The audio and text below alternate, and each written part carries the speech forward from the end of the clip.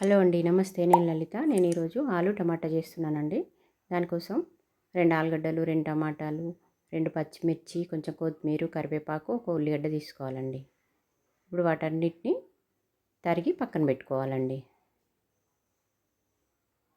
ఈ కర్రీ అన్నిట్లోకి చాలా బాగుంటుందండి. అన్నంలోకి, చపాతీలోకి, బ్రెడ్ కూడా చాలా బాగుంటుంది. పిల్లలకి లంచ్ బాక్స్లోకి అయితే ఇంకా బాగుంటుందండి. ఇప్పుడు ఆలును కూడా కొంచెం పెద్ద ముక్కలుగా తరిగి పెట్టుకోవాలండి.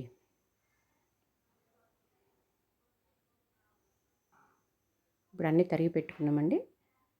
అన్నీ తరిగి పెట్టుకుంటే తొందరగా అయిపోతుంది కర్రీ. స్టవ్ వెలిగించి కుక్కర్ పెట్టి అందులో ఉల్లిపాయలు, పచ్చిమిర్చి,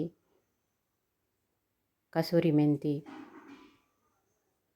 కొత్తిమీర, కరివేపాకు అన్నీ వేసి కలిపి కొంచెం అల్లం పేస్టు,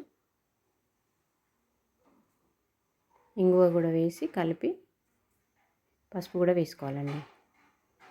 ఇప్పుడు కట్ చేసిన ఆలుగడ్డల్ని దాంట్లో వేసి కొంచెం ఫ్రై చేయాలండి.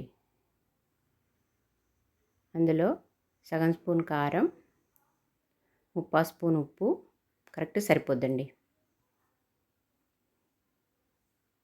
కొంచెం షుగరు, చిటికెడంతా, కట్ చేసుకున్న టమాటాలు కూడా వేసి బాగా కలిపి ఒక చిన్న గ్లాస్తో 3/4 గ్లాస్ వాటర్ పోయాలండి.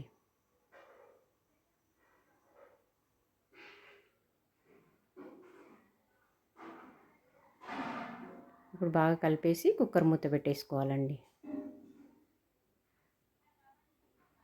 ఒక 3 విజిల్స్ వచ్చే వరకు ఉంచి కుక్కర్ మూత తీసేసి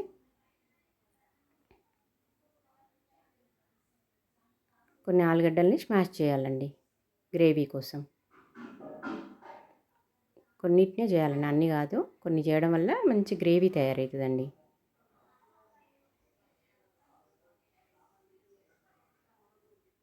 పూరీలోకి కూడా బాగుంటుందండి ఈ కర్రీ. ఇప్పుడు దీంట్లో కొంచెం ధనియా పౌడర్ వేద్దామండి. ఇది గరం మసాలాతో చేసుకున్న ధనియా పౌడర్ అండి. మనం ఇంట్లో చేసుకుంటే చాలా బాగుంటుంది ధనియా పౌడర్. కర్రీ అయిపోయిందండి. మీరు కూడా ట్రై చేయండి. Thank you. నమస్తే అండి.